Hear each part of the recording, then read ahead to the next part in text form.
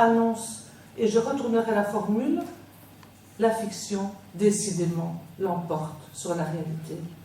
Pierre le Mélomane, Pierre l'observateur de la Croix-Rouge dans les régions où règne la guerre et la famine, Pierre l'auteur d'une thèse de doctorat sur l'imprescriptibilité des crimes de guerre, préfacée, rien que cela, par le prix Nobel René Cassin. C'est un autre. C'est un autre. C'est lequel? C'est un autre livre sur un droit de l'homme. Et c'est lequel? L'imprescriptibilité n'a pas été préfacée. Il n'a pas été préfacé. Et c'est lequel qu'il a signé René Cassin? C'était? C'était le droit de recours effectif devant l'instance nationale, qui est une... Ouf. Bon, je vais voir les notes. Bref, questionnement de l'enfant. Il a eu le prix Nobel qu'après. Oui, voilà. Voilà. Donc, questionnement de l'enfance, doute, loyauté, trahison, résignation, cynisme, antisémitisme, révisionnisme, obscurantisme, mais et surtout le don d'être et d'avoir été vivant, n'est-ce pas, mon cher Pierre, ton livre paru en 2009, vivant d'une vie scandée par de belles conversations avec de Beauvoir, Pasolini, Milan Kundera, Georges Semprún et Jean Nouby. Et quelle plus belle conversation que celle que l'on mène à sa guise en tournant les pages. Pour Pierre Mertens, ce sont en haut de la pile Flaubert et Kafka, et nous revoici au procès, au pluriel, celui de Kafka et celui intenté à Flaubert, et nous évoquerons évidemment aussi ceux qui ont été intentés à notre invité. Car la littérature est dangereuse, Zola en sait quelque chose, et toi aussi, je te paraphrase, excuse-moi, je m'en remets à la culture pour nous sauver, le droit à la littérature est un droit de l'homme. C'est le menu de ce soir. Grâce à toi, Pierre, que je remercie très chaleureusement d'avoir accepté de passer ces moments avec nous. Je te laisse maintenant la parole.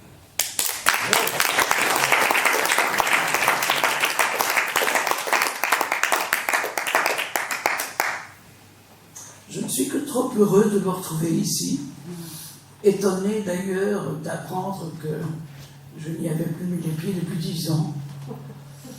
Il faut dire que mon état de santé est tel que je ne sors plus de chez moi pour rien. J'ai vécu le confinement bien avant le confinement. Je n'ai pas toujours énormément d'imagination, mais je suis très prémonitoire. Comme disait, je crois, Michel Simon dans Brou de drame de Marcel Carnet, il ne faut pas trop raconter des catastrophes parce qu'elles finissent toujours par arriver. Voilà. Donc, j'ai saisi l'occasion d'essayer de survivre à l'invitation magnifique de 2 Sylvie et du CCLJ auquel j'ai ardemment pensé pendant les années même où je ne fréquentais plus. Il faudrait que je ne fréquentais plus rien, qui ne soit à proximité. Et l'écriture me tenait lieu de...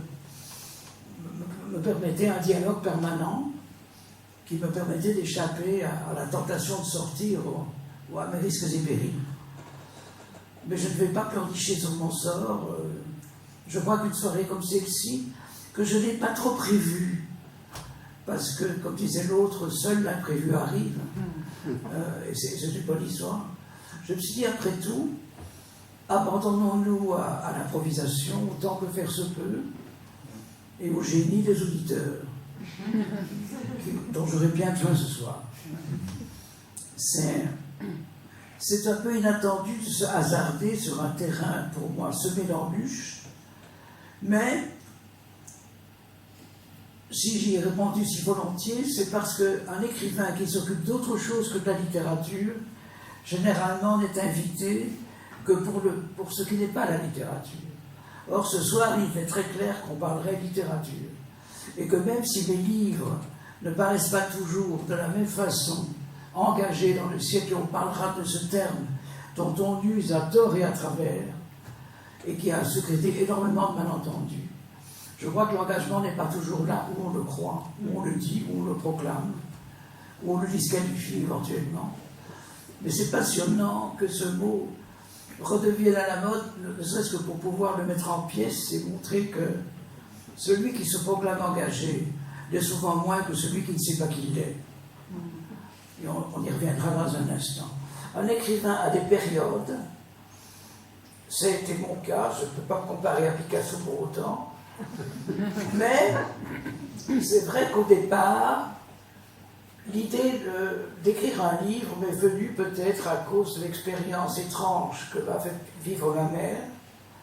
Ma mère vivait dans un petit appartement d'Ixelles, tout près du bois de la Cambre. Je n'avais pas de petits frères et de petites sœurs. J'aurai plus tard une sœur que j'aime beaucoup et qui est d'ailleurs dans la salle. Mais, en compensation, si j'ose dire, j'ai acquis 5 ou 6 ans en voyant débarquer régulièrement des inconnus, des étrangers, Ezra, Noah, Lénio, Stéphane. Et chaque fois, j'apprenais ma langue avec des étrangers qui s'évertuaient à l'apprendre. Je me souviens d'un certain Ilia qui prétendait apprendre le français dans Victor Hugo. Quel moissonneur abandonné sa fossile d'or dans le champ des étoiles. Je n'oublierai jamais ça. Je ne peux plus lire Hugo sans penser à Elia. Traduction du russe, quoi. C'est comme si Hugo était le plus russe des Karamazov. C'est étonnant de se faire une culture comme ça. Et la seule chose, c'était qu'ils apparaissaient un jour, ils restaient un certain temps, et puis ils partaient, ils s'en allaient sans que ma mère croie nécessaire d'expliquer s'ils s'étaient dit plus chez nous, ou bien s'il y avait une raison, franchement, pour qu'ils s'en aillent, parce que moi je m'habituais très vite à leur présence. C'était ma vraie famille. Et bien entendu, on ne m'expliquait pas pourquoi.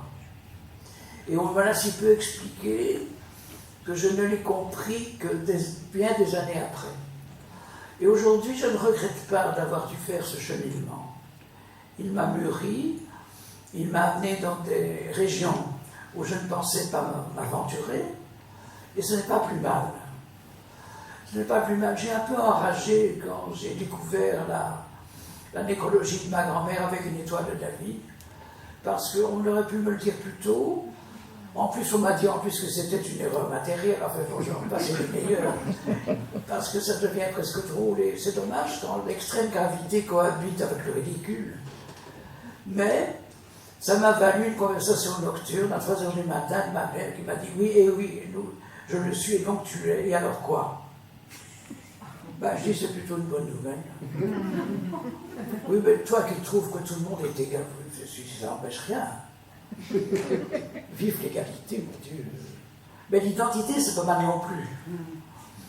Et comme j'avais écrit, avant ce jour-là, énormément de textes sur l'antisémitisme, j'étais très heureux de découvrir que je les avais écrits sans être juif.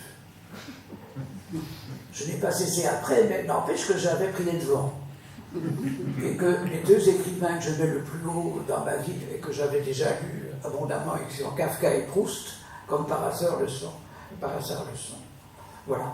Donc je m'en tiendrai là pour l'instant. Cette enfance a été aventureuse. Elle était parfois indigène, on ne bougeait pas, on ne pouvait pas parler trop haut. Au fur et à mesure que j'apprenais ma langue, avant d'apprendre la seconde, c'est que Nietzsche disait qu'un écrivain parle 2 langues, sa langue maternelle et sa langue d'écrivain. Je crois que j'ai décidé très tôt de devenir écrivain. Ne serait-ce que parce que, par la force des choses, mes parents ne s'occupaient pas de moi. Mais je comprenais qu'il y avait d'excellentes raisons pour ça. Ils avaient autre chose à faire.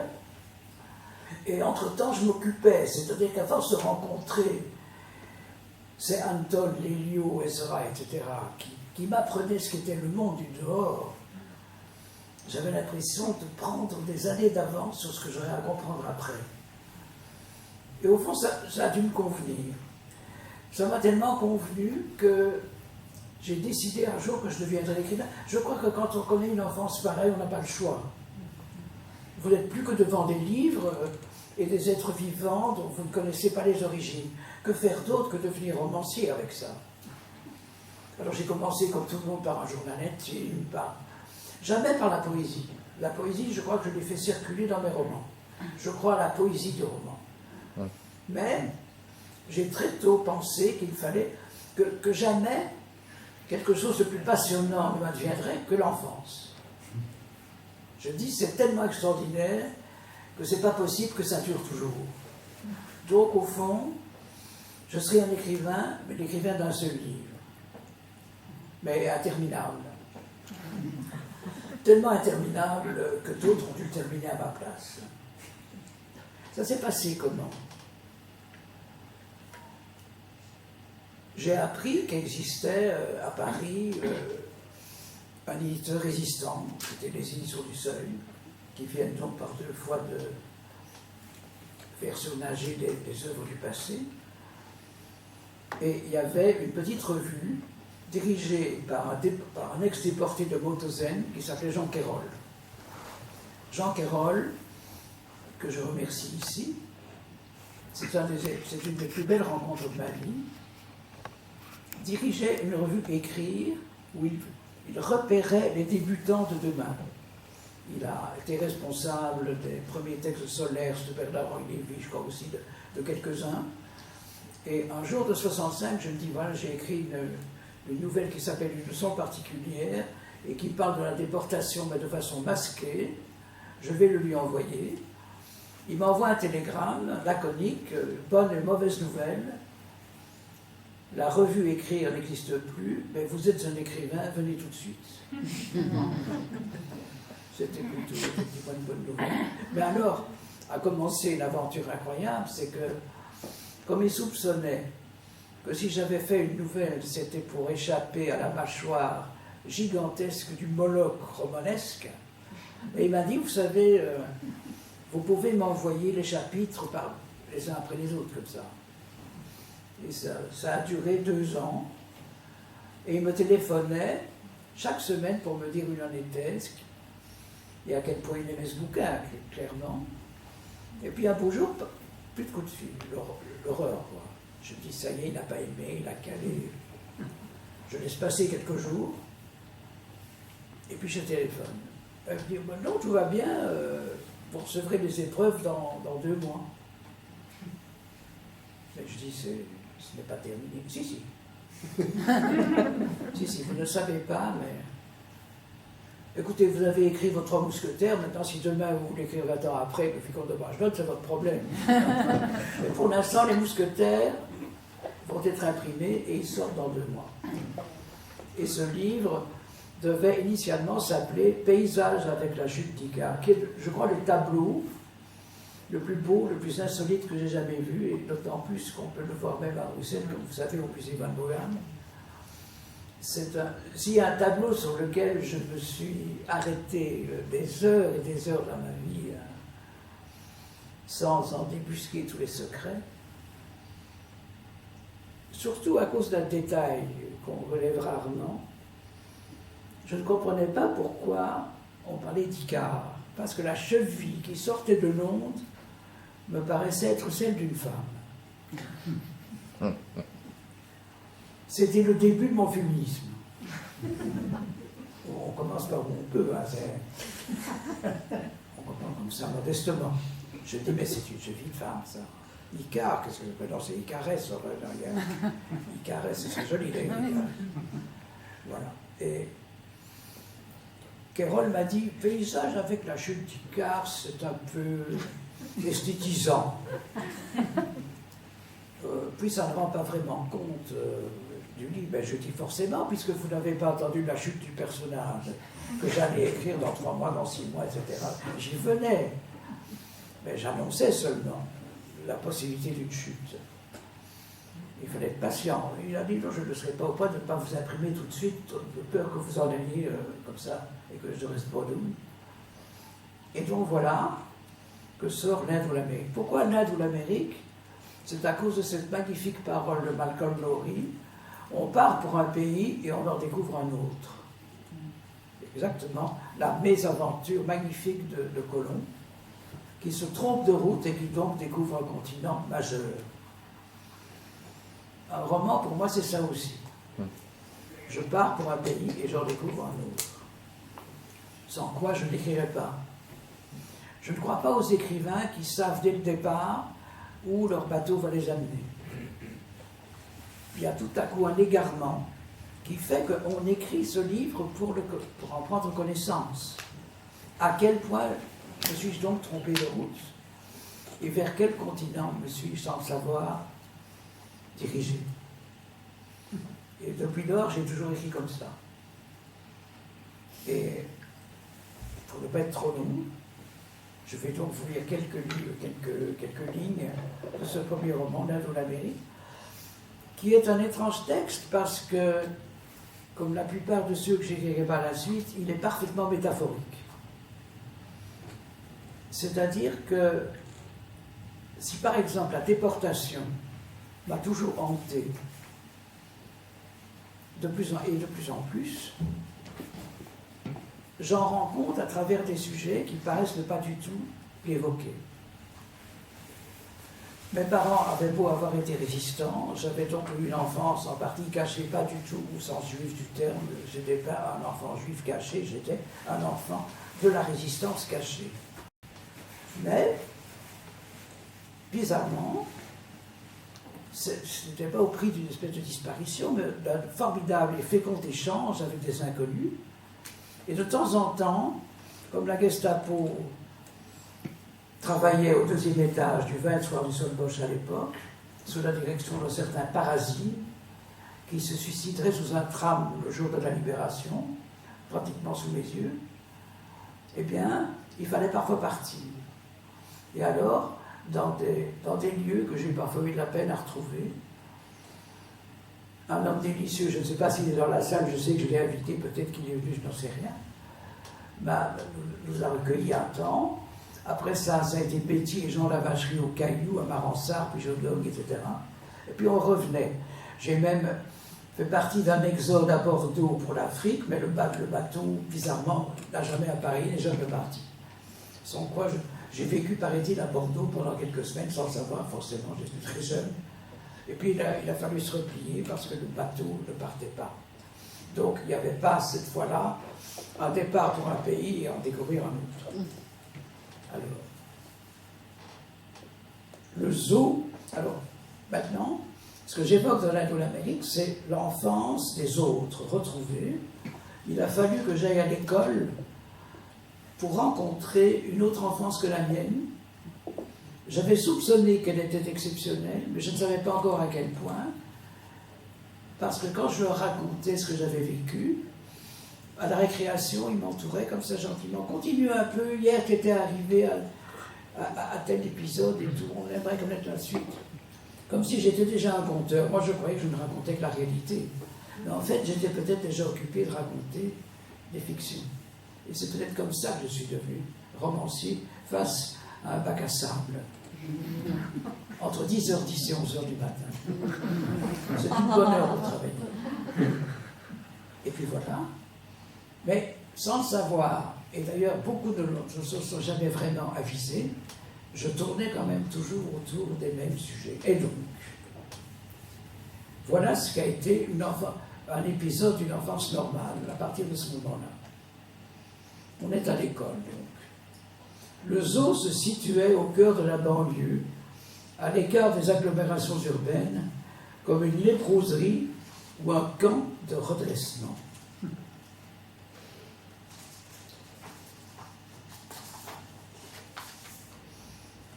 Aussitôt le regard s'accroche à la cendrée des chemins, au treillis des volières, aux barreaux des cages. À gauche et à droite, commence l'institutrice sur un ton proprement inaugural. Julien a honte pour elle. Il redoute presque d'être vu en sa compagnie. Il voudrait pénétrer le groupe compact des élèves, s'y perdre, disparaître. Mais ceux-ci qui pourraient lui demander la raison de cette inhabituelle élan de fraternité, serrent les coudes, ne lui font pas place. Il reste séparé des autres, reconnaissable. Il se désolidarise alors tout à fait de la classe et se tient à distance. Mais il n'échappe pas au docte commentaire de mademoiselle Flouquet. À gauche et à droite, dans des cases. Et Julien s'avise que le zoo n'est en effet qu'un jardin de cages, d'armatures métalliques, une prison qui ne se cache même pas dans les trunes, si bien que ses visiteurs viennent autant peut-être pour la geôle que pour les captifs qu'elle recèle. Vous ne verrez que des animaux exotiques. On ne les a donc amenés ici que parce qu'ils n'étaient pas d'ici. Et c'est de cela qu'il faut tirer une leçon. Sous les pieds de Julien crise une terre poussiéreuse et stérile, la même qui tapisse le sol des cages et à l'école la cour de récréation. Le soleil brille avec incohérence. Il dépasse une première cage vide. Que toutes elles le soient également inhabitées, il l'espère follement, ou que communiquant entre elles, les animaux qu'elles enferment puissent passer de l'une à l'autre et reculer devant les visiteurs pour échapper au regard. Leur capture, souligne l'institutrice, est particulièrement malaisée. Pour faire de ces animaux des forçats, on a pris des risques énormes. Julien, qui craint que sous peu son dégoût ne le cède à l'ennui, s'arrête au milieu de l'allée. Bêtes à cornes et à fourrure faisèrent leur morne numéro. D'elles-mêmes, elles se définissaient spontanément par leurs cris, par leur odeur. Rugissement tremblé des fauves, piaillerie orchestrée des babouins, le cerf brame, l'éléphant parie et la chouette ulule. Le pan fait la roue, toutes les demi-heures, sous les yeux de qui sait attendre son bon plaisir.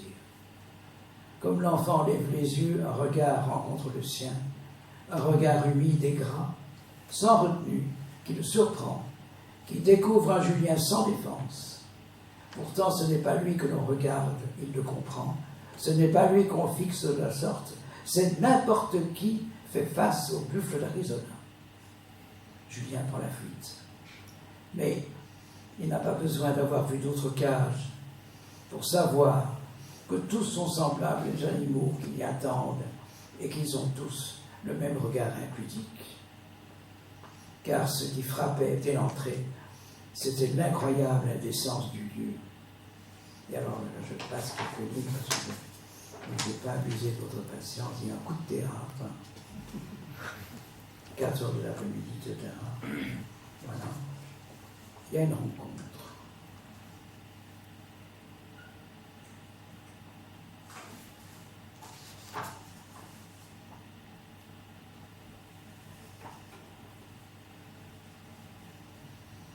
Les voix s'enrouent, les regards se fixent sans but. Les félins réintègrent leurs boxes et les chevaux leurs écuries. Les oiseaux se perchent, soudés à leur trapèze. Un grizzly s'adosse au barreau de sa cage pour dormir sans tomber. Les pingouins, noceurs défraîchis, se crucifient mollement. Une hyène fait mine de s'approcher d'un enfant qui s'endort. Un plaisantin crache dans la gueule ouverte de l'hippopotame. On jette aux animaux les sandwichs que les visiteurs ont dédaignés. La pénombre envahit les cages, déguise les bêtes silencieuses. Certaines paraissent avoir pris racine, avoir pourri sur pied et s'être empaillées d'elles-mêmes. Et alors? Attendez, je dois trouver le coup de théâtre.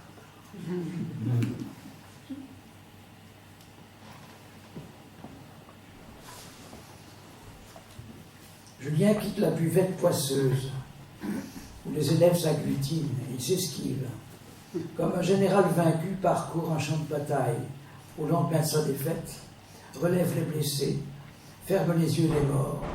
Il suit les allées, la tête haute et la gorge serrée. Rien de plus arbitraire que cette marche. Les fauves s'effondrent après qu'il les a toisés. Toute griffe rentrée, la crinière sale, il bâille, le mufle entre les pattes. Le sommeil les chasse déjà vers une mort délabrée. La représentation est terminée. La fermeture est proche. La curée a pris fin. La sélection s'est faite, mais à l'envers et contre nature. Tout se passe comme si seuls les monstres pouvaient subsister ici. Mais Julien peut-il le savoir? Julien qui se méprend et qui s'éveille et retourne à la nature. Un Julien qui tombe nez à nez avec la tigresse du Bengale. Il se campe devant elle, dont un instant les yeux s'allument et jettent un éclair jaune de haine. Elle qui haïssait autrefois toute la jungle, la terre entière, dans une grande harmonie de haine unanime, elle ne hait plus aujourd'hui que sa cage, son geôlier. Et le touriste niais, l'innocent voyeur, le reporter minable, qui s'est déplacé pour elle. Mais Julien peut-il le savoir, lui que cette haine embrasse d'un seul coup? Le silence et la débandade de quelle obscure certitude le rendent à son mal. Mis à nu, Julien confusément se refuse, il ne se rend pas sans combattre, il gronde, puissant d'une chaleur nouvelle, s'ébroue et se débat, il aimerait mordre et griffer, sans se distinguer de son adversaire, douceur de s'anéantir sans être vaincu, c'est ainsi qu'il apprivoise la tigresse, c'est ainsi qu'il subit son étreinte dorée.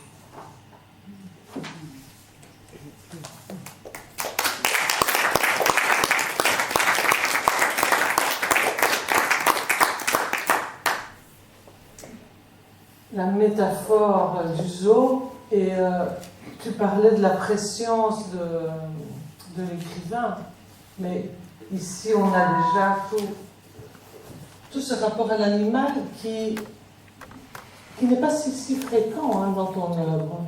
Non. Il est métaphorique. Voilà. L'animal n'est pas toujours là où on l'attend. Dans les mots que tu as prononcés avant la lecture de cet extrait, tu as parlé de la question de l'engagement. Oui.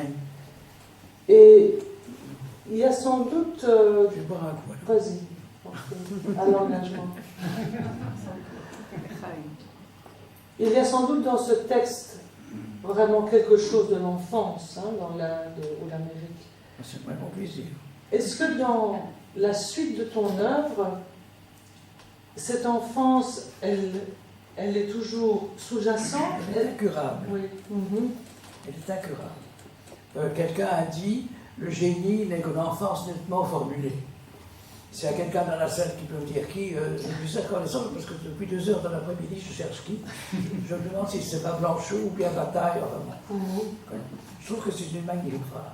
C'est pour ça que je pensais devenir écrivain, mais l'écrivain d'un seul livre, non pas qui dirait tout, mais qui dirait toute l'enfance. Et je me disais, je ne sais pas pourquoi j'ai eu cette enfance-là, mais je n'aurai plus jamais dans ma vie quelque chose d'équivalent et de comparable.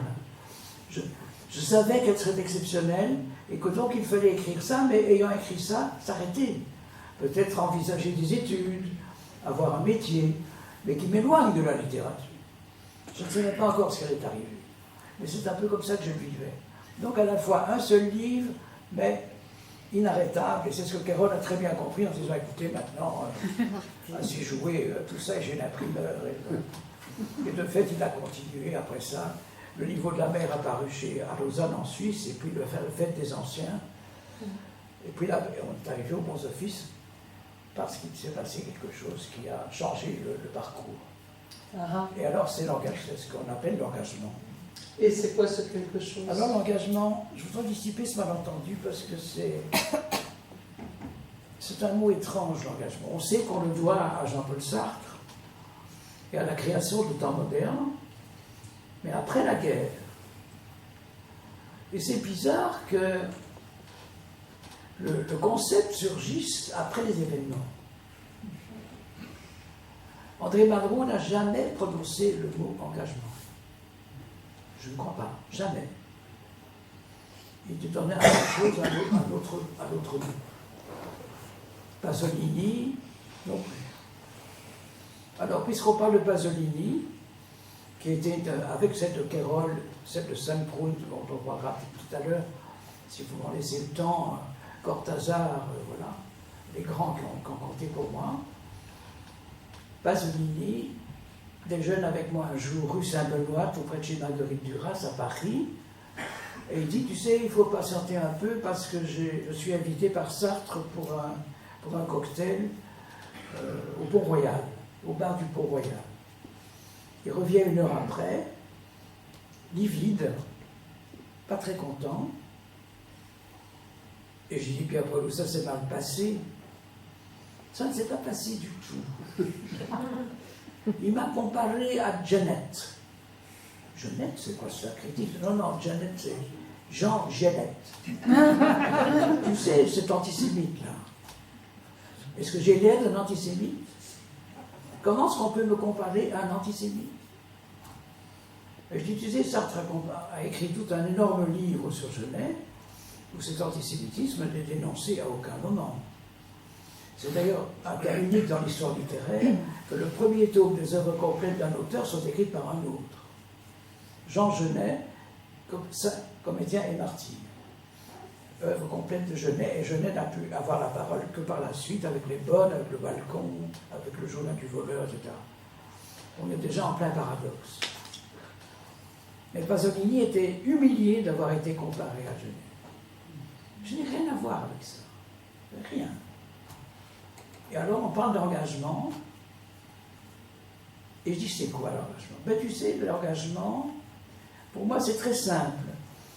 On peut dire qu'on a été engagé lorsqu'on a eu des procès. Je n'en avais pas encore eu un. J'étais trop jeune, tout restait à vivre. Mais j'ai retenu cette parole très forte et elle m'a aidé le jour où l'échéance était arrivée. Donc aujourd'hui je suis engagé. La princesse Dorothy a décidé que j'étais engagé, tout va bien. Voilà. Mais je dis alors, si je suis ton raisonnement, Flaubert, auquel Sartre a consacré une somme énorme, mais plutôt dégradante, Flaubert, voilà, presque l'histrion bourgeois qui se retire de tout, qui se retire loin des balles et des combats. Les causes extérieures, là. Pas parce que j'avais l'esprit vagabond et curieux d'exotisme, pas du tout, mais parce que je savais qu'il fallait aller sur le terrain pour en parler. Quand je voyais des processions militantes discuter de la justesse de la cause palestinienne ou de la cause israélienne par des gens qui pour rien au monde n'y auraient mis les pieds, j'avais envie de vomir. Les révolutionnaires de la place de Bouquet, il ne faut pas trop en parler. Mais se déplacer pour aller y voir, essayer de saisir quoi? Saisir leurs deux langages d'abord. C'était passionnant et terrible à la fois parce que chaque fois qu'on se heurtait à la justesse des arguments de l'un, on se préparait déjà à se heurter à la justesse des arguments de l'autre le lendemain. Et comme je n'ai jamais été manichéen, et que s'il y a des choses que j'ai en horreur, c'est ça, les simplifications manichéennes, peu pour moi, eh bien, ça explique que j'y suis allé si souvent. Mais je vous dirais presque, de façon totalement paradoxale, que le détour par Marcinelle n'était pas inutile pour en arriver là. Et Les Bons Offices est un livre qui rend justice à ce que c'est que la conscience d'un homme qui doit commencer par comprendre la terre sur laquelle il pose les pieds pour essayer, si peu que ce soit, de saisir le mystère et le secret des autres. Et Les Bons Offices ne racontent que ça. L'épopée d'un homme incapable de choisir un camp, parce que la tragédie absolue, c'est quand tout le monde a raison. Et vous en convainc. Et donc, voilà. Alors, je sais que j'ai fait des rapports pour la Croix-Rouge internationale, je suis content que tu l'aies cité, parce que c'est une institution ou bien un peu décriée, ou bien un peu oubliée. Et je peux vous dire que parmi les gens les plus merveilleux et responsables que j'ai rencontrés dans ma vie, il y avait les jeunes gens, ils avaient généralement une vingtaine d'années, qui faisaient le récollage sur le terrain, au Biafra, au Vietnam, en Israël, en Palestine, en Afrique du Sud. Et voilà, avec une simplicité, une modestie incomparable. Et on gardait souvent des contacts ensemble et tout. Et Les Bons Offices ont eu avec eux un succès retentissant. Je sais que je ne m'y attendais pas trop, parce que je me dis comment est-ce qu'ils vont traiter ça? Ils vont trouver ça totalement étrange. Pas du tout. Ils s'y retrouvaient complètement. Ils disent, ben oui, c'est comme ça qu'on se heurte à ce dédoublement des choses, quoi. On n'avait pas encore vécu les accords d'Oslo.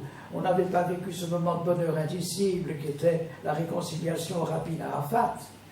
On n'avait pas vécu cette chose horrible qui était l'assassinat de Rabin et la fin de l'espoir. On n'avait pas vécu encore le début de la guerre de 100 ans. Et donc tous les espoirs étaient perdus. Et voilà. C'est à tout cela que rencontre comme un miroir, un peu, pas déformant, mais un miroir par moment qui change de cap et qu'il faut avancer ou rapprocher ou éloigner des causes qui dégrèvent. Oui, donc la question de la simplification manichéenne, elle est quand même toujours au cœur de ton travail d'écrivain. Quand on lit aussi Les Éblouissements, le médecin, nous y revoilà, Gottfried Benn, c'est aussi la conscience d'un homme. Et tu n'es pas très sévère avec tes personnages, je trouve. Que tu as une compréhension aussi de leurs atermoiements. C'est-à-dire que Ben a traversé ma route à un moment donné où, depuis quelque temps, j'avais envie de traiter du problème de l'erreur d'un grand esprit. Les exemples affluaient. Et je disais, comment est-ce qu'un grand homme, comment est-ce qu'un grand penseur peut s'égarer? Je crois que le français est la seule langue où le mot éblouissement a deux sens.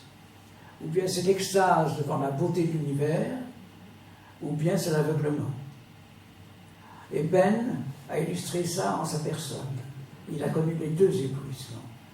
Ben est au départ un médecin allemand qui vit la mort de sa mère dans des conditions atroces parce qu'elle est atteinte d'un cancer et que son mari pasteur décide qu'il faut la laisser mourir de sa belle mort parce qu'il ne faut plus intervenir dans les desseins de Dieu.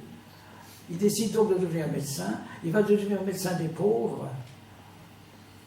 Il va vivre la médecine avec passion. Il va décrire la mort comme aucun poète expressionniste allemand ou d'une autre nationalité ne l'a jamais fait. Morgue est un livre comparable à celui de Rimbaud ou de Baudelaire. Ben est vraiment le grand poète allemand national à ce moment-là. Et il va vivre la Première Guerre mondiale à Bruxelles, à l'hôpital Bruckmann. Il adorait la Belgique, il la décrivait comme un petit pays tropical qui s'ignore. Pas qu'on puisse dire, c'est qu'il s'ignore vachement. Mais il rentre en 18, il trouve un Berlin dévasté par la misère sociale, l'allumette du soir coûte le prix du cigare le matin, et bien entendu, il tombe dans le panneau. Pas longtemps, et pas tout à fait. Il n'aura jamais pris sa carte du parti NSDAP. Jamais.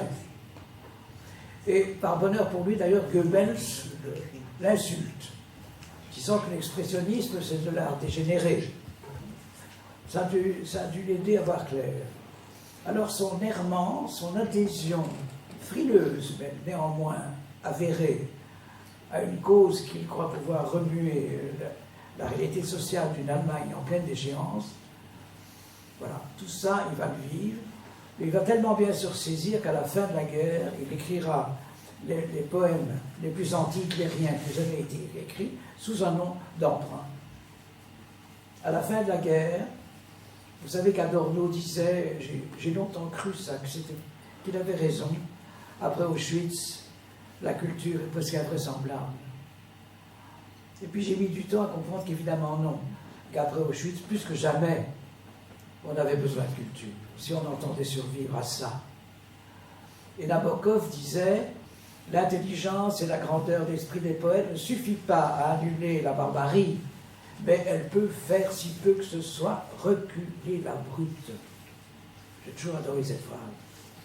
Et Ben a été reconnu par ses cadets, Uwe Jonsson, Ingeborg Bachmann, tout ce qui va compter dans le domaine d'après-guerre, comme finalement un de leurs héros, un de leurs associés, même à raison de ce terment fugace, compromettant, douloureux, d'une certaine manière inexcusable, mais qui n'a rien à voir avec l'aveuglement d'Heidegger ou même celui de Jung. Il ne faut pas tout confondre.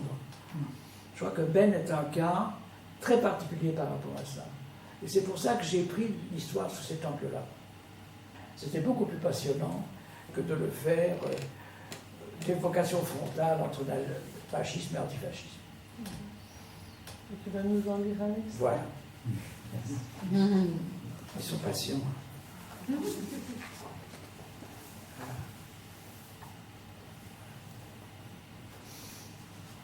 On n'allait pas perdre la vie seulement, mais les mots dont on s'était cru propriétaire.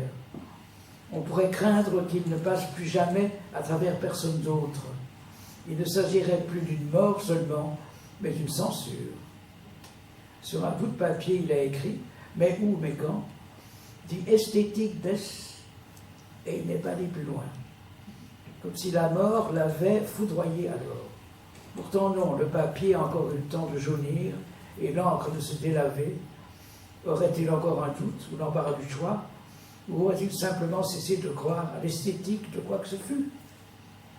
On ne tombe pas, c'est une ascension. L'information vaut ce qu'elle vaut, elle est toujours bonne à prendre. Mais on ne cache pas que pour échapper à la douleur, on se jetterait volontiers sous les roues d'un autobus. Or, plus tard, les lecteurs constateraient que le texte qui suit comporte une lacune, comme si le destinataire, avant de laisser tomber le message dans le domaine public, avait gommé ou gratté une phrase. Que disais-tu? Que Dieu existe, qu'il n'existe pas, ou bien qu'on allait abréger soi-même ses souffrances et qu'on disposait de tous les moyens médicaux d'y parvenir. Cela devait être plutôt ça. Les mains de l'homme et de la femme ne se rencontrent jamais, a-t-il écrit, au-dessus de l'infranchissable abîme. Sa main cherche la main d'Inzucole, la trouve dans un testament d'une telle sorte qu'on pouvait l'ouvrir avant l'heure. Il a stipulé qu'il souhaitait mourir entre les mains de sa femme, comme s'il dût en recevoir de la faculté l'autorisation expresse. Ainsi se sont-ils pris les mains à l'instant où lui allait franchir la porte du seuil de laquelle elle allait le quitter. Une main va se refermer, se crisper, se raidir et refroidir autour d'une autre main, chaude et vivante. Celle-ci devrait tout à l'heure se le libérer de celle-là, comme d'une menotte d'acier, mais nous n'en sommes pas encore là. Alors je passe par la ligne et j'arrive à la fin. L'histoire est jolie. Il a reçu à la veille de mourir un prix littéraire important en Allemagne, mais le règlement du prix stipulait qu'il fallait être encore vivant quand on le recevait. L'entourage de Ben a tout fait pour qu'on ne comprenne pas qu'il était déjà mort et qu'il le recevait enfin à titre posthume. Et alors, je lui prête encore cette réflexion. Lorsque le président du jury du prix du Land de Nordrhein-Westfalen sortit de la salle où on l'avait délibéré, la radio de Berlin annonçait pourtant déjà la mort du poète. Il dut donc téléphoner au ministère de la Culture, en personne, et soulever ce point de procédure. Alors le ministre la jura d'antidater la décision. Arrangez-vous pour lui attribuer, nom de Dieu. Mais à la fin, il ne restait tout de même que cette main d'une femme, sa main et son poignet. Il ne restait que cette fine attache pour retenir une dernière fois le monde.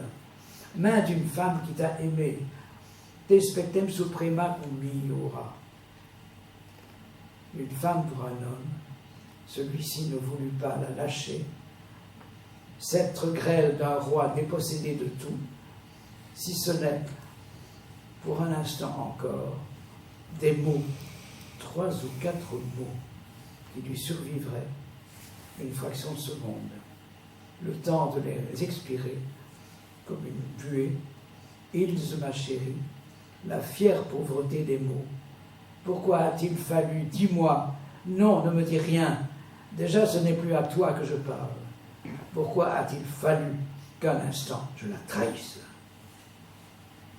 Il y a longtemps, déjà, me semble-t-il. Mais non, c'était hier. Pourtant, je la connaissais bien. Je ne connaissais qu'elle. Elle ne connaissait que moi. Une fois encore, je la reconnais. Elle était fière comme l'amour.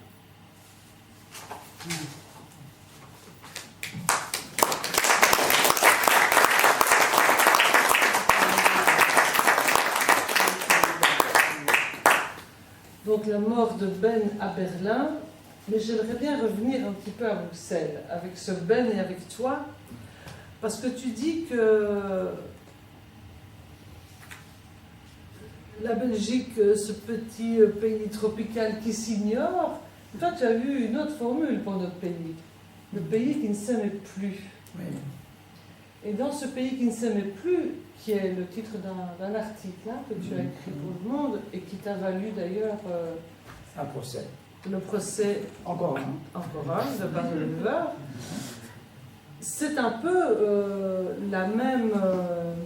le même enjeu. Oui, pourquoi? Pourquoi M. de Wever m'a fait un procès? Tout simplement parce que dans un journal destiné au journal Le Monde, à l'invitation de Jacqueline Piatier, je l'avais traité de négationniste. Et le brave homme, avec 6 guillemets à côté, s'emporte et dit parfois c'est pas possible de me traiter de négationniste, ou bien il s'excuse, ou bien je lui fais un procès. Eh bien, croyez-le ou non, je n'ai pas du tout eu envie de m'excuser. Pour une raison bien simple, monsieur de Wever. Article 1er de la loi du 23 mars 1995, loi tendant à réprimer la négation, la minimisation, la justification ou l'approbation du génocide commis par le régime national-socialiste allemand pendant la Seconde Guerre mondiale. Qu'avait fait M. de Wever? C'est tout simple. Dans sa dispute pour la mairie d'Anvers, il s'en était pris à son rival Patrick Hansen, qui avait l'intention de s'excuser au nom de la ville pour avoir laissé se commettre les rafles de 1942. David Suskind, dans une extraordinaire émission télévisée que je n'ai jamais oubliée, que j'ai vue par la suite, rappelé que les nazis ne l'avaient pas du tout organisé eux-mêmes, que ce sont des Anversois qui l'avaient fait. Et Patrick Hansen, que je ne crois pas être un grand homme politique, je crois qu'on n'a à peu près plus jamais entendu parler de lui, c'est pas la question. Mais il a eu cette idée de commémorer l'événement, de rappeler la culpabilité anversoise dans la rafle de 42. Et puis non, monsieur de Wever a ces mots délicieux. À quoi bon? D'abord, ils sont tous morts. Non, texto, hein. Ils sont tous morts, et puis quoi? Qu'est-ce que c'est que cette autoculpabilisation? Voilà, pas lieu d'être et tout. Et ils ne connaissaient pas cette loi. Évidemment, je n'ai pas dit que M. de Wever liait les chambres à gaz. J'ai dit qu'en s'attaquant à l'intention mémorielle de son rival, il commettait déjà ce qu'on dit dans cet article 1er. Et donc j'avais raison. Alors, comme vous savez, en Belgique, nous connaissons une grande séparation des pouvoirs. L'exécutif, le judiciaire, ça n'a rien à voir, n'est-ce pas? Comme par hasard, le procès a traîné les pieds. Et miracle, prescription. Ah bonjour, quelqu'un téléphone de bonne humeur, tu vas être content, on ne peut plus te condamner, il y a prescription. Et je hurle de colère. Je dis quoi? Oui, c'est prescrit. Moi qui avais écrit un livre sur l'imprescriptibilité des crimes de guerre et contre l'humanité, ça tombait mal. Quoi. Je suis un farouche partisan de l'imprescriptibilité. Le pardon donné à Tire-Larigot, à n'importe qui, à n'importe quel moment, comme si ça allait de soi, comme si la rédemption était toujours au rendez-vous, donc peu pour moi. J'ai dit, mais j'aurais voulu que ce procès continue, parce qu'il n'avait aucune chance de le gagner. Tout ce qui sait lire l'article 1er de cette loi verra que c'est de la minimisation du génocide commis par le régime national-socialiste. Il n'y a pas moyen de juger autrement. Et alors on s'en tire en prescrivant. C'est pas du tout agréable d'avoir un procès. Il y a des gens qui croient que je me suis félicité d'avoir le procès pour les bons. Oui, pour le premier, parce que ça m'assurait un certain succès. C'est très médiocre, c'est très mesquin, et c'est de ne pas comprendre ce que c'est le poids d'un procès. Même si on ne le perd pas, parce que jusqu'ici je les ai tous gagnés, merci Pasolini. Et j'ai découvert donc que j'étais bien malgré moi engagé, que je le veuille ou non. Mais, un des chagrins de ma vie, je vais quand même le raconter, parce que ça me permet d'évoquer une figure que vous avez beaucoup aimée aux CCNJ, c'est Maître Roger Lallemand, qui a été un Mensch d'ailleurs, je crois. Oui. Eh bien, j'ai failli avoir un 3e procès. Et je me souviens toujours de Roger téléphonant un samedi soir. Allô Pierre, j'ai une bonne et une mauvaise nouvelle. Je commence par laquelle j'ai forcément par la mauvaise. Eh bien voilà, je crois que ton livre Perdre va être attaqué par le parquet général pour atteinte à la pudeur. Alors je ne sais pas si l'un de vous a lu Perdre, c'est un livre dont je suis très fier. C'est un livre érotique qui n'est pas particulièrement, ne réfrène pas du tout ses instincts. C'est un érotique que Rocrier et Bernard Noël traitent comme un des grands livres érotiques du XXe siècle, je leur en laisse la responsabilité, mais qui réinvente peut-être l'acte érotique en littérature jusqu'à un certain point. Et voilà, le parquet avait décidé de m'attaquer. C'est le seul procès que j'aurais aimé vivre vraiment, je dirais, dans un mélange de volupté, c'est le cas de le dire, et je dirais d'hilarité aussi, parce que ça aurait été ridicule. 8 jours après, coup de téléphone de Roger. Allô Pierre, je n'ai plus qu'une mauvaise nouvelle. Ah bon? Oui, je lui avais demandé quelle était la bonne 8 jours avant. Il me dit, ben, la mauvaise c'est que tu vas avoir un procès, mais la bonne c'est que je serai ton avocat. Et voilà, et 8 jours après, il n'avait plus que la mauvaise. Ils ont abandonné, ils ne te feront pas le procès. Et là j'ai regretté parce qu'on se serait amusé. On peut couper le téléphone, il sonne, là, s'il vous plaît. On le cherche. Pourtant, il se signale bien. Hein? Voilà. Il se signale. C'est un réveil. Ah, c'est un réveil. Compris, on a compris. C'est là, se réveiller.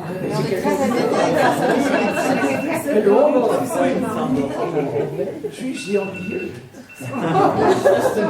Excusez-moi, est-ce que vous pouvez sortir avec les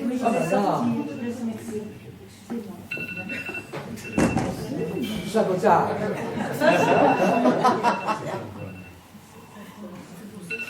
Bon, attention. Bon, debout là-dedans. Ah, merci.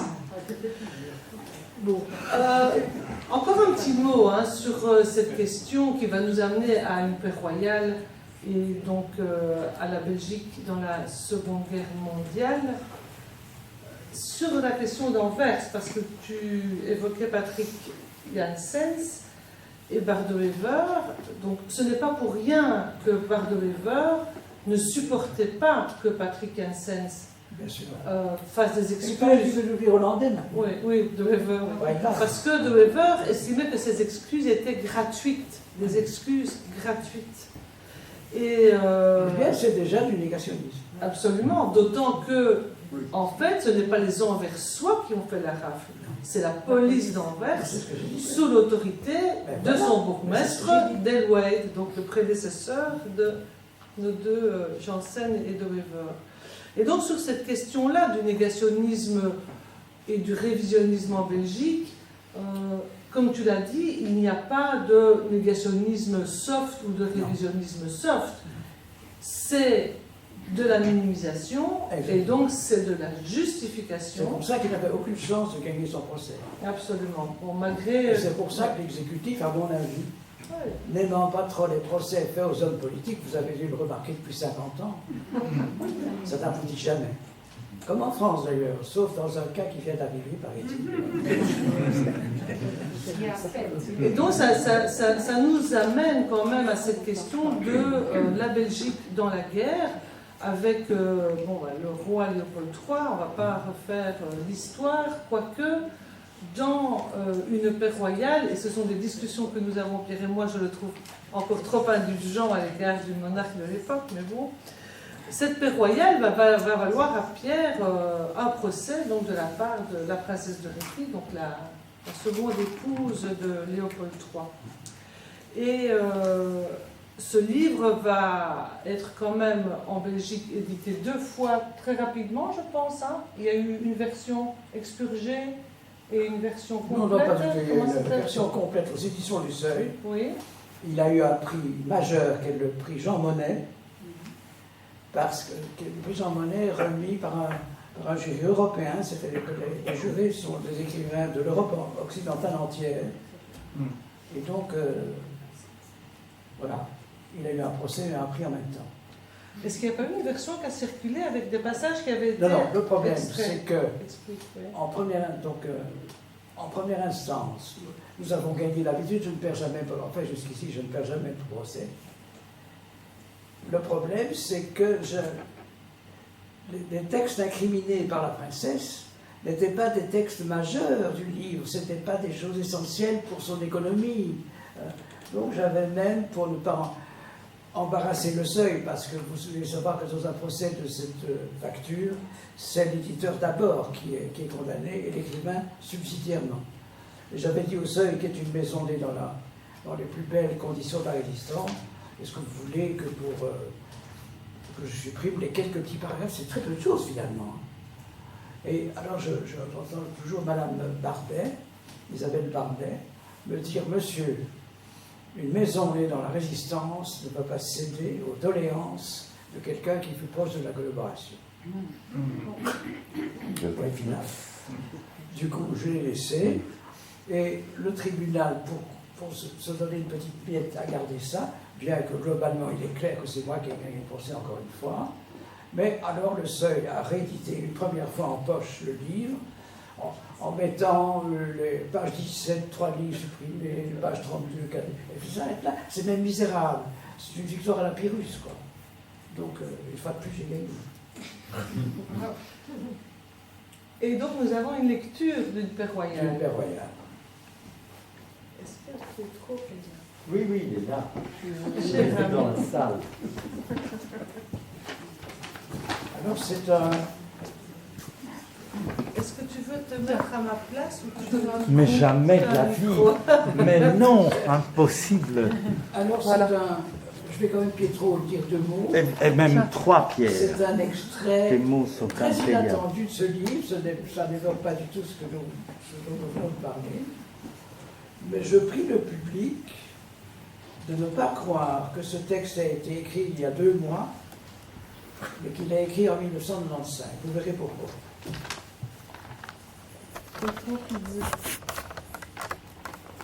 Agnès Tribet.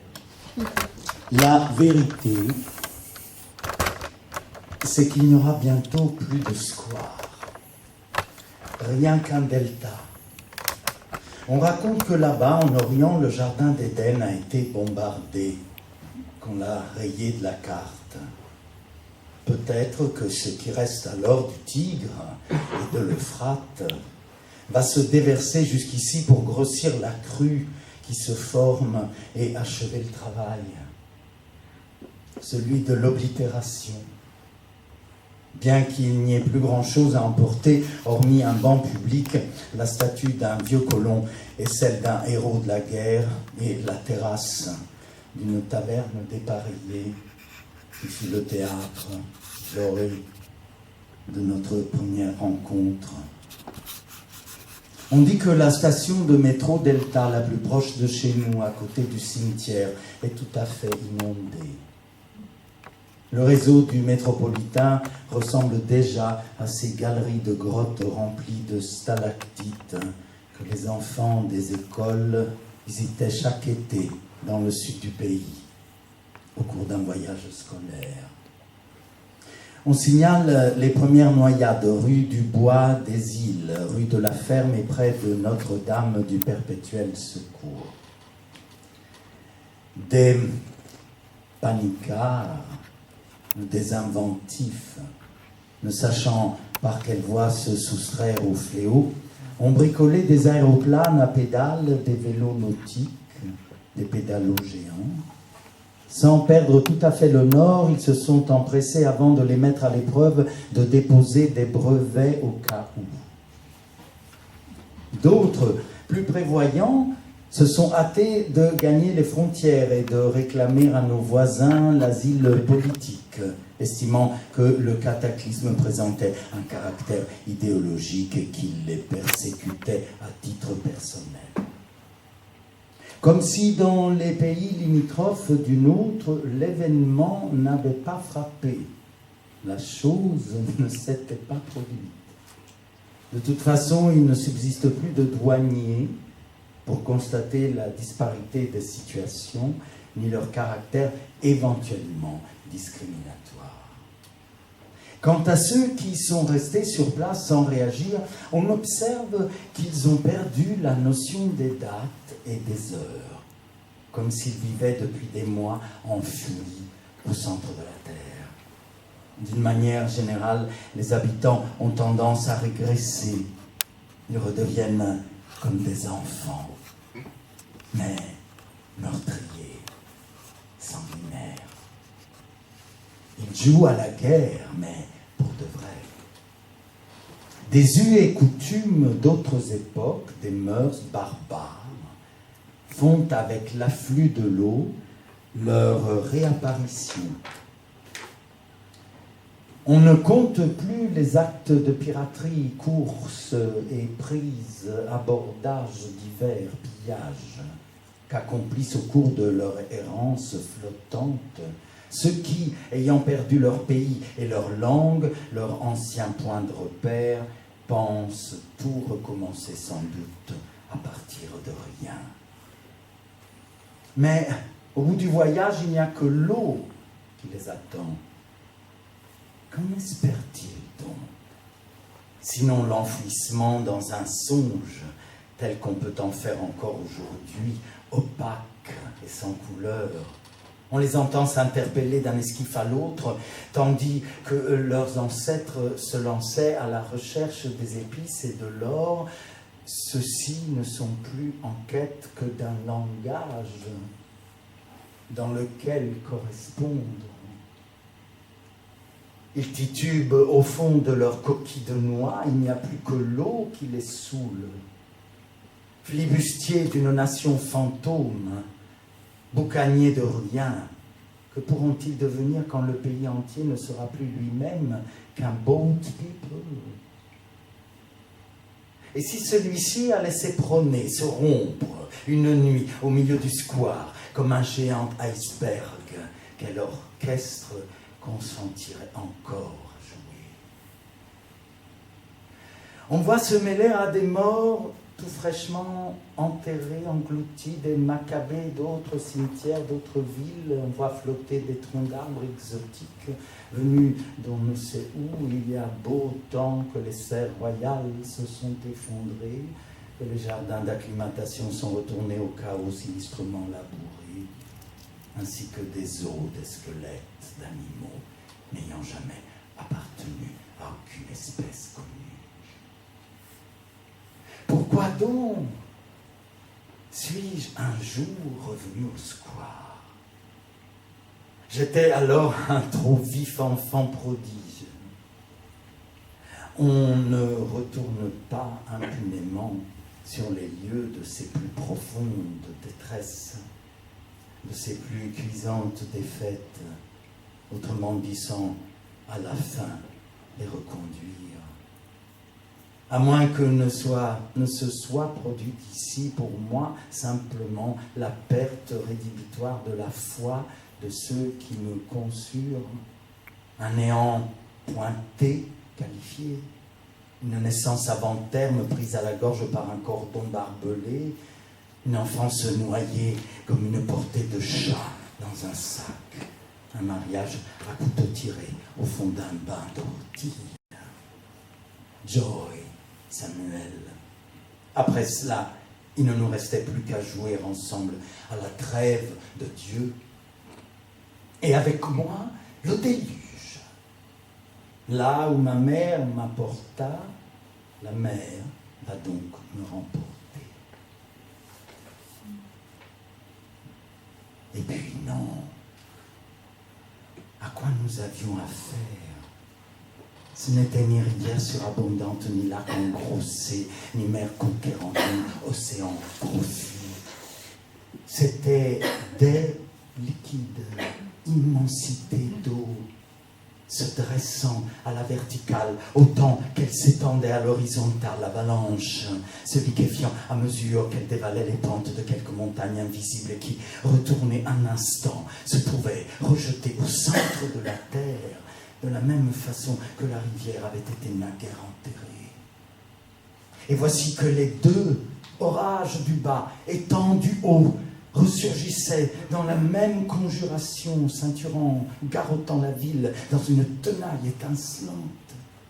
Précipitations de neige crevant des nuages insoupçonnés, dissimulés par d'autres qui rencontraient dans leurs chutes vertigineuses des couloirs glaciaires, des moraines devenues hystériques, les unes et les autres, enfantant alors ensemble des abysses aériens qui inventaient leur forme, leur profondeur insondable au fur et à mesure, et aussi les lois physiques auxquelles elles prétendaient encore obéir dans une sorte d'anarchie heureuse, endiablée. Car décidément de tout cela eût pu naître une sorte de Capharnaüm rassurant, euphorique. Mais je me trompe, bien sûr. Il fallait que la force ainsi créée, conjuguée, se révélât séparatrice. Elle passait énorme entre les hommes, divorçait les couples d'animaux, désolidarisait les villages les uns des autres et de leurs citoyens, mangeait leur passé, révisait comme mais leur histoire, comme pour châtier l'esprit, comme de divisions qui les avaient tentés, animés. On découvrait trop tard qu'on s'engloutissait parce qu'on s'était répudié soi-même. Au fond, l'Est ne résidait plus à l'Est, ni l'Orient à l'Ouest, en Occident, ni même le Médian au milieu. Suffisait d'y penser.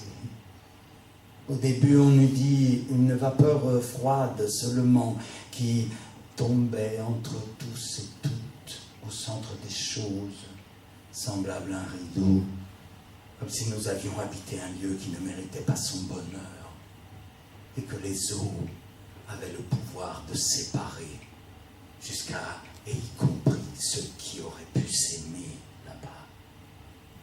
Nous apprenions, Joy, par la radio, que notre pays se divisait au moment même ultime où nous aurions pu nous réunir. Qui allait donc mourir le premier? Du pays ou de nous? Les paris étaient fermés. On n'avait jamais rêvé ici qu'au-dessous du niveau de la mer. Il était juste à la fin que notre micromanie fut punie. On pourrait être maudit pour moins que cela. Ah, la gloutonne béance, la goinfre anorexie, quelle boulimie du néant. Promis, si nous devons survivre à cela, nous le raconterons là où nous irons. S'il y a quelque part où aller, naturellement.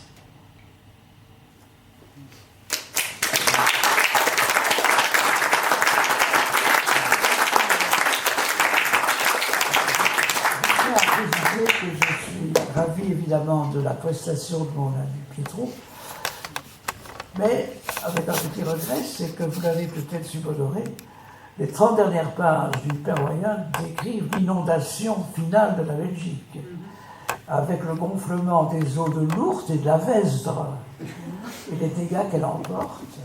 Et j'espère qu'une autre lecture faite ailleurs nous permettra de l'observer. Je décris dans une paix royale pas seulement les errements à travers une monarchie déliquescente, mais la perte du pays par l'inondation. Et je ne croyais pas être si bon prophète, hélas, c'est bon entre guillemets encore une fois.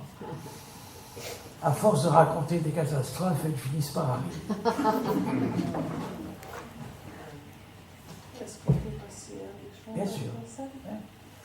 Voilà, donc je propose que sur cette pirouette qui nous ramène à ce que Pierre nous annonçait au début, la question des catastrophes, mais aussi les deux petites expressions, la force séparatrice et la micromanie de notre pays, je le vois. On puisse passer aux échanges, aux questions, réponses, réflexions avec vous. Voilà, maintenant on peut vous voir. Oui, si, certainement. Y a-t-il des questions? Oui. Je ne voudrais pas être le premier. Pourquoi? Bonsoir, Monsieur Mertens. Peut-être ma voix vous semble familière. Je vous dérange de temps en temps. Voilà, je m'appelle Pablo Gómez-Borbón. On a parlé quelques fois au téléphone. Votre livre, justement, de Bon Sophie, c'était une aide incroyable pour la recherche que je me suis imposée sur l'assassinat à Bruxelles en 1971 de Myriam Pinedo. Et voilà, je vais essayer de mettre de l'ordre dans les idées parce que je suis vraiment ému devant vous. Vous parliez de la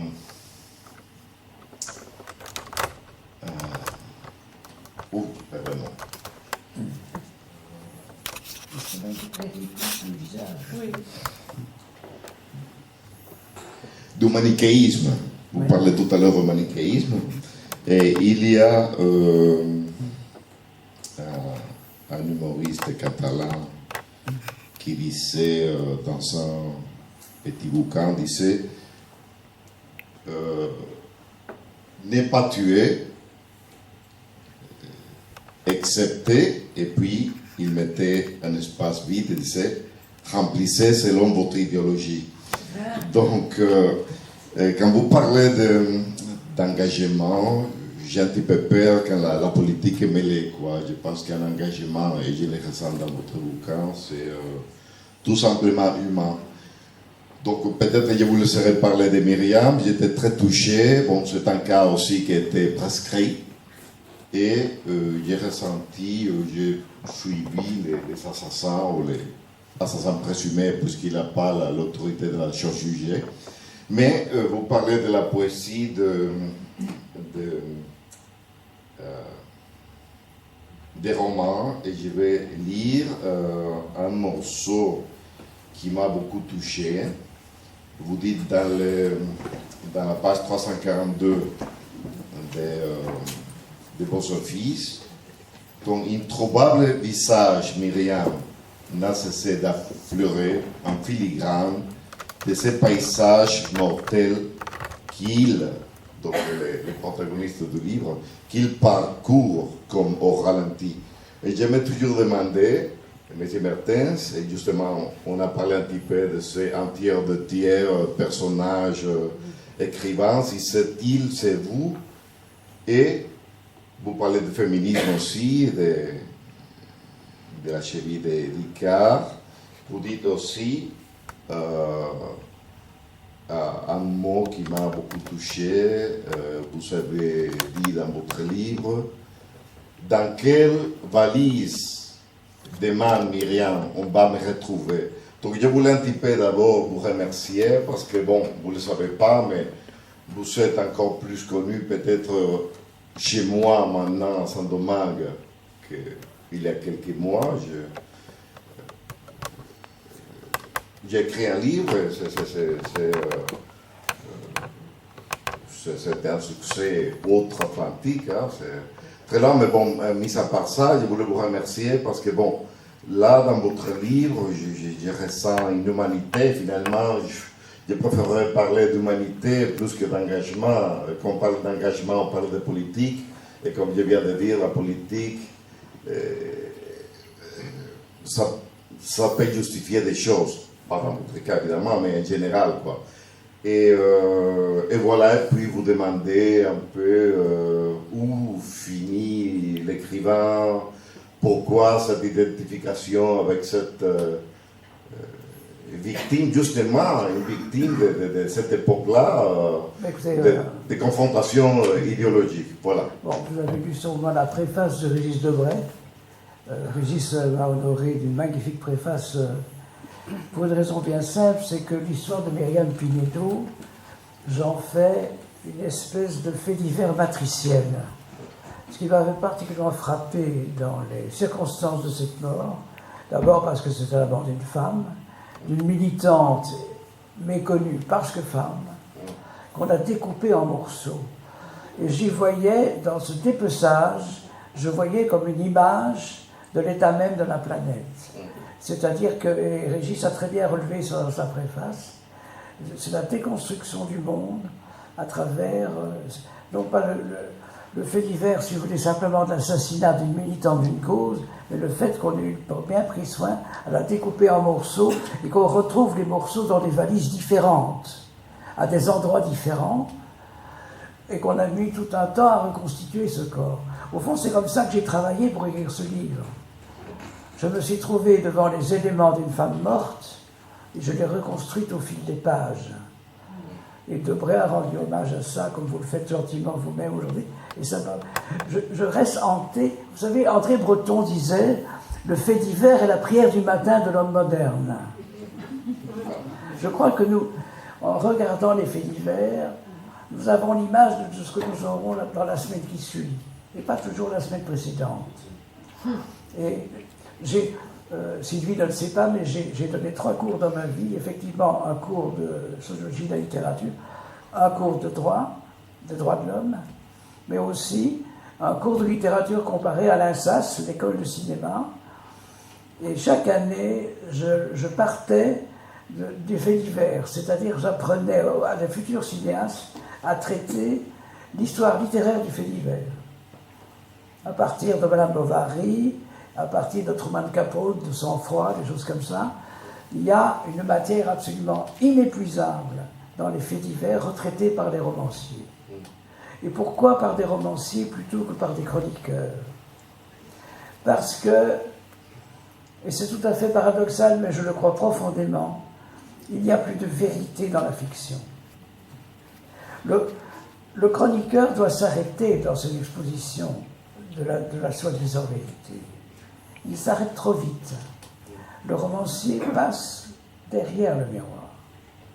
Et là, ce n'est pas pour me jeter des fleurs, mais j'en ai eu une espèce de récompense aussi, lorsque la fille de Gottfried Benn est venue 2 ans après la sortie du livre en allemand, où il avait reçu un très beau prix aussi, pas seulement en France, mais en Allemagne.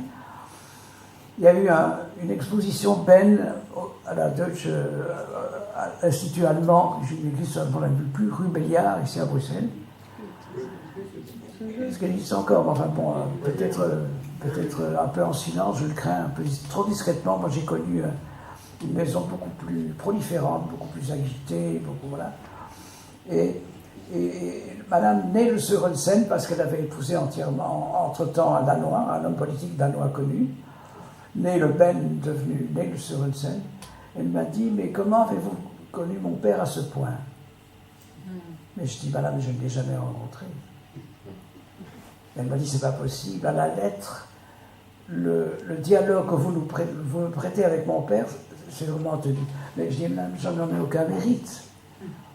Il ne faut pas d'imagination pour le reconstituer, il suffit peut-être d'un peu d'intuition. Nele s'était détourné de son père au moment de son dérapage, mais elle a réaccepté de lui reparler en 1945, elle a vu à quel point il s'était retourné, et donc tout ça, il n'était pas si difficile de l'imaginer. Et là, je n'en ai pas un mérite immense, mais j'étais content d'avoir cette confirmation. Et je sais que quand j'ai lu Double vie, Doppelleben, qui est ce petit livre magnifique de Ben, où au lieu de faire, comme beaucoup d'écrivains qui se sont trompés, leur autocritique, parce que leur autocritique, c'est encore possible de séduire le lecteur.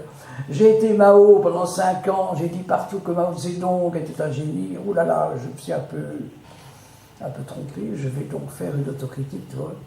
Mais alors, l'autocritique intéressante, tout ça, c'est encore un peu coquet.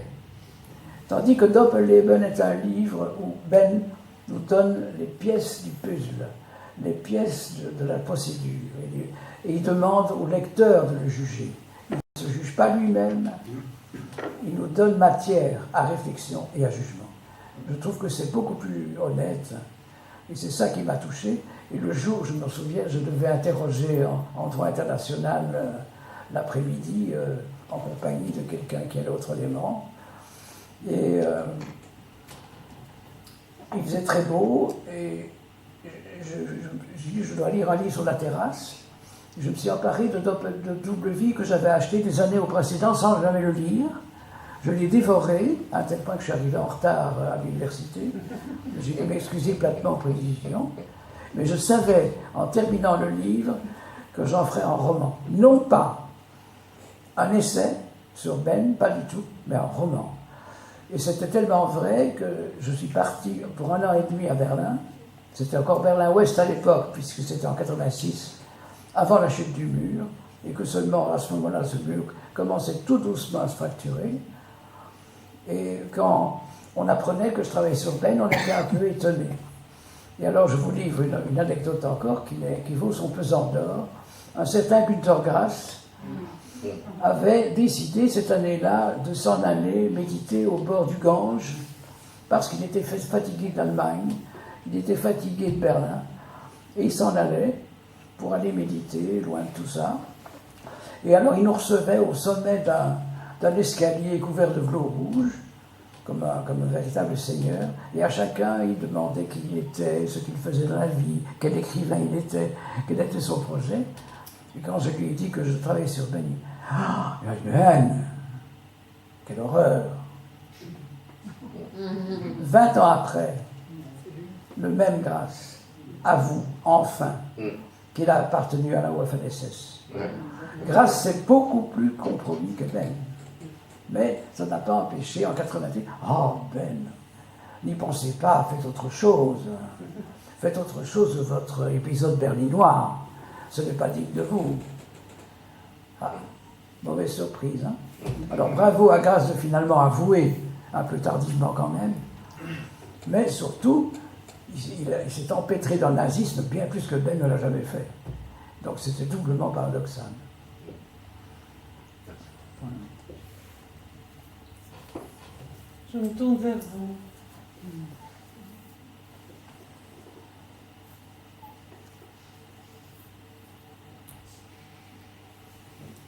Oui. On va vous donner le micro. Une question. Merci. On ne peut pas la réponse.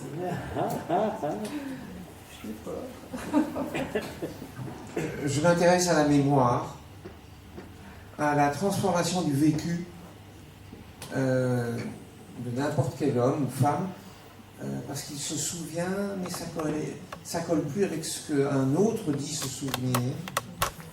Et je me pose la question, vous avez connu des gens dans les années 50, 60, etc. Est-ce que l'extrême droite ou les amoureux de l'ordre ont changé aujourd'hui? Et je ne sais pas comment. Ou est-ce qu'ils sont en fait restés les mêmes, avec des petits changements secondaires d'habillement et de gueulante en rue? Est-ce qu'il y a autre chose comme chose? Je pose la question, puisque nous savons que notre façon de vivre, même si nous ne le voulons pas, finit par déteindre sur nous.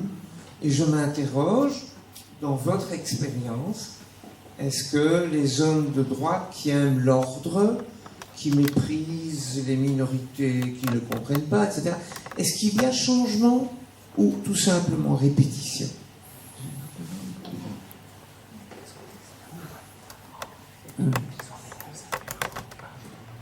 Je suis toujours étonné quand on parle du nouvel antisémitisme, quand on parle de la nouvelle misogynie. Tout est nouveau. J'ai pourtant un sentiment de répétition accablant. On n'invente rien de nouveau. C'est simplement ancestral. Les néo-nazis sont simplement des nazis, calmons-nous. Il ne faut pas chercher bien loin. Qu'est-ce que c'est que ce bazar où on fait des petites différences coquettes entre ce qui est nouveau et pas? Mais non, c'est ancestral.